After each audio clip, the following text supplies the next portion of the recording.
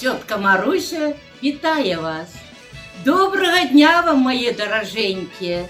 Вітаю вас со святами, самыми щедрыми, самыми светлыми, самыми щирыми и веселыми, с колядками.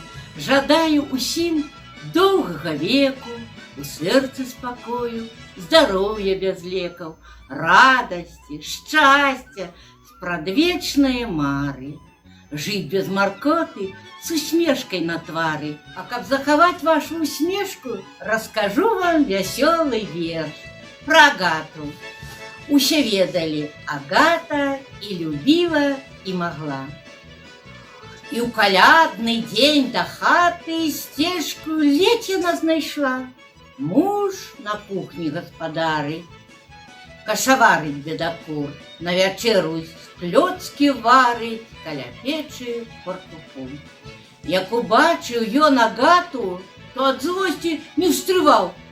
Каже, преч, бредота, с хаты, покуль лейцы я не взял. Что ж, подумала Агата, покуль лейцы меня бил, посяжу, пойду суседа, ка позвольте. Ён остыл. Потребным у напрамку подалася до ворот. Ды с пьяных вод пошла не в брамку, а полезла через пот. Лезя, ды сорвется, бо не низкий был той плод. И усё ж упартом кнется взять намеченный оплот. Знов полезла, знов упала. Ёй здалося, до суседа шмякнулася в огород. А на самой справе ласный огородик ей был. О, зеленый змей, зараза, что с кабетою зрабил. В хату ласную Агата, дверьми стукнувши, войшла.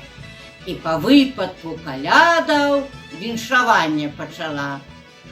Я с колядками віншую вас, суседочки мои, и у вас по паху чую, сёння клёцки на столе. А у мужа от здзіўлення вочы округлилися. Ты что? Пытая с обурения.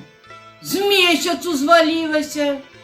Вот такой дурноты не чакаў з цябе, поверь. Ды не з месяцу, а с плоту я звалилася цяпер.